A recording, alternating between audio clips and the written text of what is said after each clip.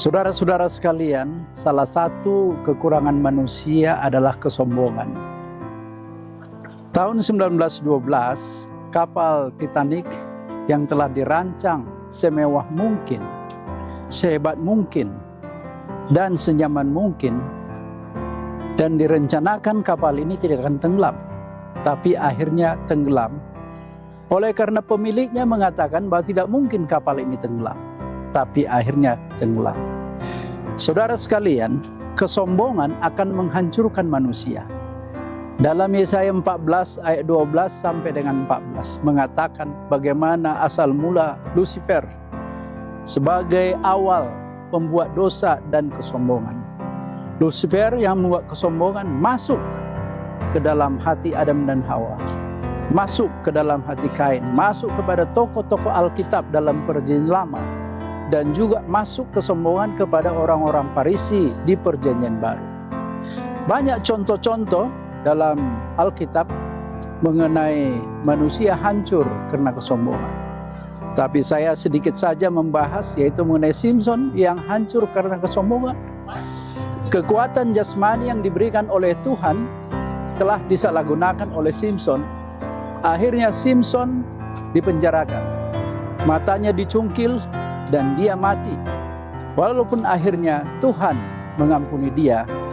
Dalam Yakobus 6 mengatakan bahwa kesombongan menghancurkan manusia. Oleh sebab itu Yesus telah mengosongkan diri sehingga dia menjadi orang yang rendah hati. Walaupun dia merasa setara sebagai orang yang ilahi, Allah, tapi dia mengosongkan dirinya sehingga dia menjadi orang rendah hati. Marilah kita saudara-saudara menjadi orang rendah hati, akan Tuhan memberikan keselamatan, anugerah, kasih Tuhan kepada kita. Tuhan memberkati kita. Amin. Shalom, selamat bertemu Bapak-bapak, Ibu-ibu, dan saudara-saudara sekalian. Pada saat ini saya mau membahas mengenai iri hati. Kalau kita ingin membahas mengenai iri hati, kita harus tahu definisinya apa.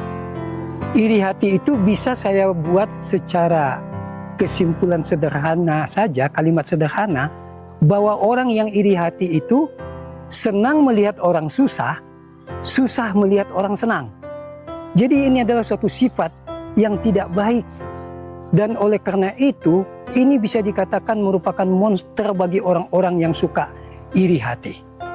Mengapa orang suka iri hati? Karena tidak senang melihat orang lain senang.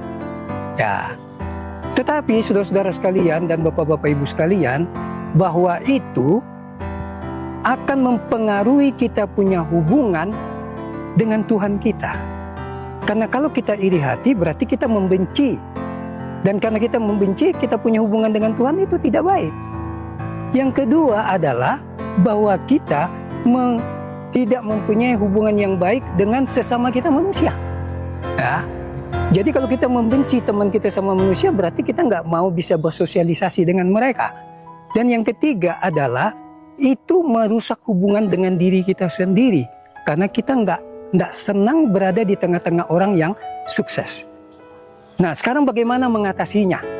Mengatasinya, pertama adalah jangan kita membandingkan diri kita dengan diri orang lain. Karena masing-masing kita punya talenta. Yang kedua adalah supaya kita bersyukur. Ya, kita syukuri dengan apa yang ada. Dan yang ketiga adalah kita hidup dalam kebenaran dan roh. Jadi oleh karena itu, kalau ada rasa iri hati, mari kita gunakan cara mengatasinya. Tuhan memberkati. Yesus jawaban untuk mengatasi kemarahan. Mengapa? Karena begitu rapuh kehidupan kita. Begitu gampang salah pengertian. Dan itulah sifat manusia. Sehingga banyak orang harus sangat berhati-hati untuk mengatasi kemarahan. Kemarahan mengakibatkan banyak masalah. Putusnya hubungan dengan orang lain. Terlebih kepada Tuhan. Tetapi ingat, orang bisa marah terhadap diri sendiri. Membuat hidup itu sangat menderita.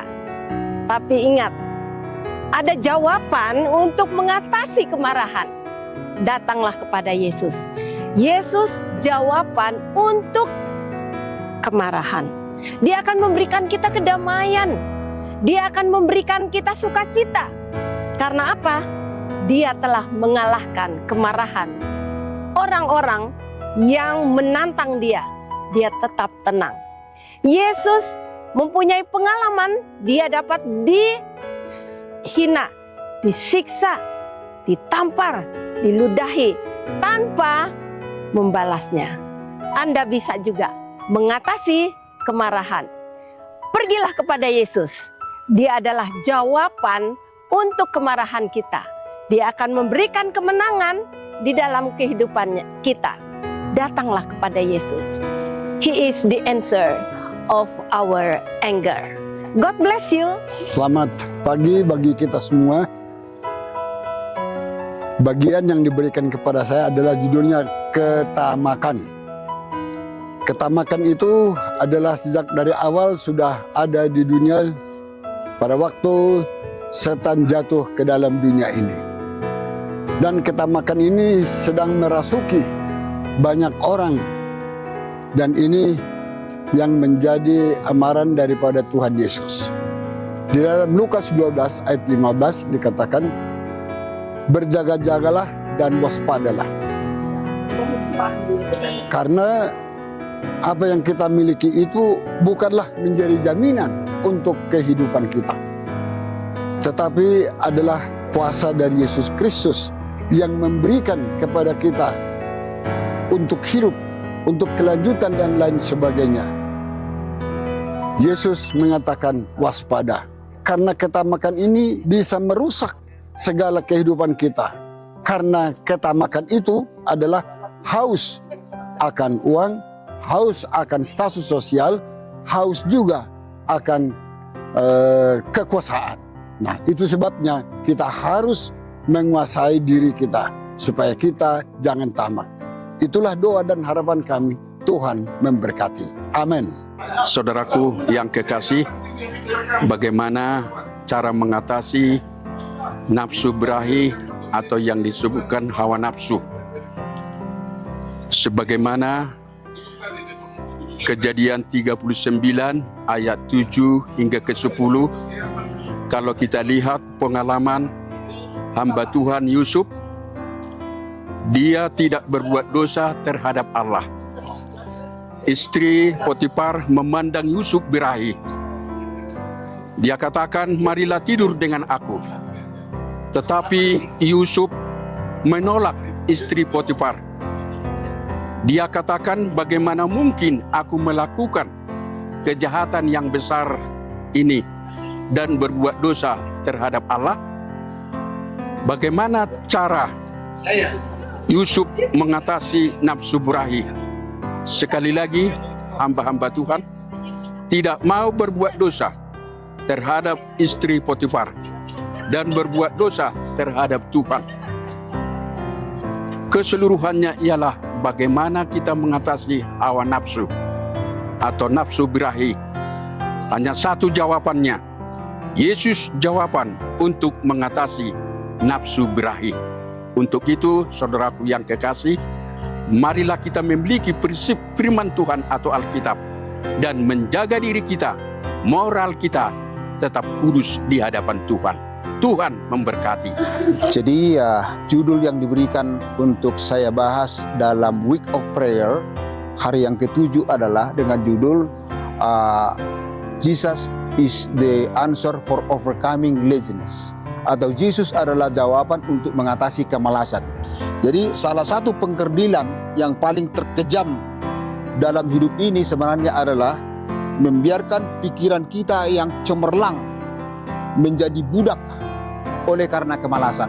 Itu sebabnya hamba Tuhan Raja Salomo menuliskan bahwa bagi mereka yang malas itu dinasihatkan agar supaya belajar dan melihat kepada semut, di mana semut ini menyediakan pikiran dan usaha mereka itu menyediakan makanan mereka sehingga makanan mereka tersedia oleh karena mereka itu mempunyai naluri bagaimana cara-cara mereka itu dengan tidak diperintah, dengan tidak dikomandoi, tetapi mereka bisa berduyun-duyun bersama-sama dan bekerja sama untuk menyiapkan bahkan menimbun sumber makanan untuk mereka akan dapat makan pada saat mereka tidak akan atau kekurangan akan makanan. Jadi demikianlah kiranya kita agar supaya kita menggunakan naluri kita untuk bekerja, untuk menghindari kemalasan kita. Oleh karena dengan bermalas-malasan,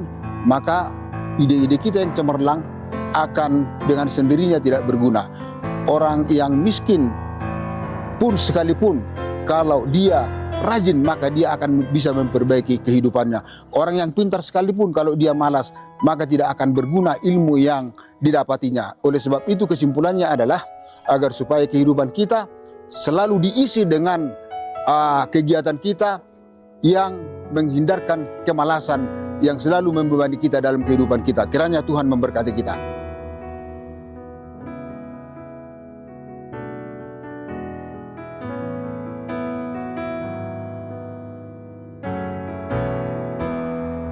Tema minggu sembahyang kita adalah Jesus is the answer. Pada giliran saya, kami membahas tentang Yesus sebagai teladan mengasihi. Saya membahas tentang bagaimana Yesus mengasihi orang-orang kusta. Kenapa saya mengatakan Yesus mengasihi orang-orang kusta? Karena orang kusta adalah orang yang paling dihina, orang yang paling terpinggirkan. Karena orang jarang sekali mau berhubungan dengan orang kusta. Yang kedua adalah Yesus mengajarkan bagaimana kerendahan hati. Jadi kesimpulannya adalah bahwa kita seharusnya mengikuti jejak Yesus. Karena Yesus adalah mengasihi semua orang tanpa membedakan. Kita harus bisa merangkul orang-orang yang terpinggirkan, yaitu orang kusta. Karena orang kusta memerlukan keselamatan seperti halnya kita.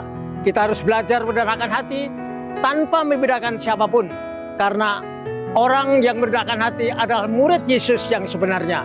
Itulah arti daripada mengikuti jejak Yesus, itulah arti daripada kasih daripada Yesus kepada semua manusia untuk keselamatan kita. Terima kasih. Saudara-saudara yang dikasih dalam Tuhan, pada pagi ini saya diberikan satu judul yang sangat istimewa, yaitu Jesus is the answer for overcoming gluttony. Dalam bahasa Indonesia disebutkan bahwa Yesus adalah jawaban untuk mengatasi kerakusan. Saudaraku yang dikasihi dalam Tuhan, beberapa inti daripada pembicaraan ini adalah supaya kita jangan lagi terlalu menghabiskan waktu untuk makan makanan yang berlebihan, bahkan kita tidak bisa mengontrol nafsu makan kita. Kita harus bisa mengontrol daripada kita dikontrol oleh karena kerakusan kita untuk makan. Beberapa poin penting yang kami ingin bicarakan dalam hal ini adalah supaya kita boleh melihat bahwa Tuhan sudah menyediakan makanan yang lezat, yang sehat untuk tubuh kita, bukan untuk membuat tubuh kita menjadi gembur, gemuk. Bahkan kita tidak bisa bergerak dengan bebas. Oleh karena itu, saudaraku yang kekasih, mari kita menghindari makanan-makanan yang berlebihan. Makanan-makanan yang berlebihan. Satu lagi contoh di dalam kerakusan adalah supaya kita boleh mempertahankan integritas kita. Mengapa? Oleh karena kerasukan ini atau kerakusan ini bisa membuat kita menjadi orang-orang yang loba, yang tamak. Bahkan kita pun akan melakukan hal-hal yang tidak berkenan di mata Tuhan. Mengapa?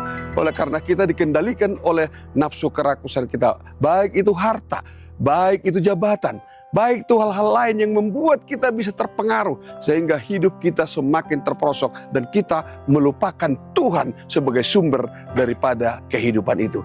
Oleh karena itu saudara, hindari makanan yang berlebihan, hindari kerakusan, jaga integritasmu supaya engkau pun boleh menjadikan Tuhan menjadi Tuhan yang pertama, menjadi segala sesuatu yang kita butuhkan hanya Tuhan. God first in our life. Itulah yang menjadi tujuan daripada hidup kita melalui pelajaran kita pada pagi hari ini. Tuhan memberkati. Amin. Judul pembicaraan kita adalah mengenai kesetiaan. Boleh Anda baca nanti dalam Filipi 4 ayat 8. Pada satu kali ada seseorang datang mendekati Ibu Teresia. Dia ditanya mengenai keadaan orang miskin di Kalkuta. Lalu pemuda ini berkata kepada Ibu Teresia, ketika Anda melayani orang-orang miskin ini, masih banyak orang-orang miskin yang jauh lebih banyak daripada engkau layani. Apakah engkau tidak merasa gagal dengan pelayanan Ibu Teresia? Apa jawaban ibu ini? Ibu ini menjawab, saya dipanggil bukan untuk berhasil. Saya dipanggil untuk setia. Itulah teladan yang dibuat oleh Yesus Kristus ketika dia berada di dunia ini. Kalau secara duniawi, kondisi keadaan Yesus Kristus boleh dikatakan gagal. Kenapa? Karena dia harus mati di kayu salib. Dia ditinggalkan murid-muridnya. Dia disangkal oleh murid-muridnya. Dan bahkan murid-murid yang lain kocar-kacir kemana-mana, bersembunyi. Namun Yesus tetap setia melaksanakan tugasnya untuk melakukan tugas yang dikasih Bapaknya dari sorga. Itulah sebabnya Yesus ditinggikan, dipermuliakan oleh Bapa di sorga. Karena dia melaksanakan tugasnya dengan baik, dengan sempurna. Hasil pengorbanan Yesus, buah keselamatan kepada kita telah kita terima. Boleh jadi dalam setiap pelayanan yang kita lakukan, bisa saja kita merasa gagal. Tapi jangan undur, tetap setia. Karena Tuhan berjanji siapa yang tetap setia kepadanya akan mendapatkan kehidupan yang kekal. Saudara-saudara sekalian, ayo tetap melakukan tugasmu dengan setia. Serahkan hasilnya kepada Tuhan. Karena Tuhanlah yang memberikan hasil yang terbaik untuk masing-masing kita. Terima kasih.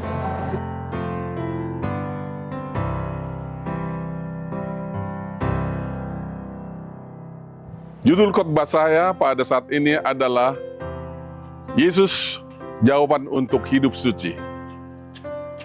Firman Tuhan mengatakan dalam Matius 5 ayat 8, berbahagialah orang yang suci hatinya, karena mereka akan melihat Allah. Allah itu suci, dan hanya orang yang hidupnya suci, hatinya suci, yang akan dapat melihat Allah. Tapi tidak mudah untuk memiliki hati yang suci. Mengapa? Karena manusia telah jatuh ke dalam dosa. Dosa itu telah dimulai di tempat yang suci, di sorga. Oleh karena Lucifer telah memberontak kepada Allah dan ingin mau menyamai Allah sendiri. Dan Allah telah membuang Lucifer dari sorga dan kemudian telah menjatuhkan nenek moyang kita Adam dan Hawa. Tapi kita bersyukur oleh karena Allah telah mengutus Yesus sebagai jawaban untuk masalah kita, untuk dapat mengatasi segala kuasa dosa dalam diri kita. Oleh karena itu, terima Yesus dalam kehidupanmu, miliki Yesus dalam kehidupanmu. Yesuslah jawaban untuk memiliki hidup yang suci. Biarlah kiranya kita memiliki hidup yang suci dalam kehidupan ini.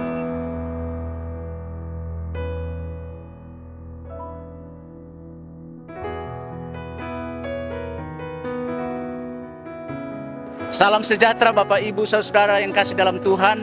Dari kampus ministry kami mengucapkan banyak terima kasih atas dukungan Bapak Ibu yang telah berbicara dalam acara Revival tanggal 19 sampai tanggal 21 September dan dilanjutkan kepada acara Week of Prayer tanggal 24 sampai tanggal 30 dan telah menghasilkan 7 jiwa. Atas nama kampus ministry mengucapkan sekali lagi terima kasih sebanyak-banyaknya, dan biarlah berkat Tuhan menjadi milik semua pembicara baik Revival maupun WOP Angkatan 1973. Tuhan memberkati dan semoga sukses di kemudian hari.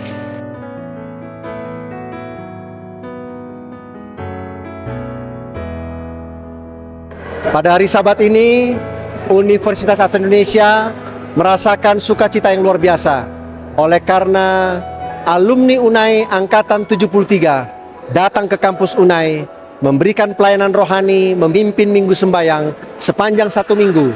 Bahkan melalui minggu sembahyang ini, maka 7 jiwa menerima Yesus melalui upacara baptisan yang kudus. Bukan hanya berkat rohani yang dibawa angkatan 73, tetapi mereka juga membawa berkat jasmani, beasiswa kepada para mahasiswa untuk 40 orang, total 100 juta. Mereka juga memberikan sumbangan komputer seharga 47 juta untuk Fakultas Teknologi Informasi.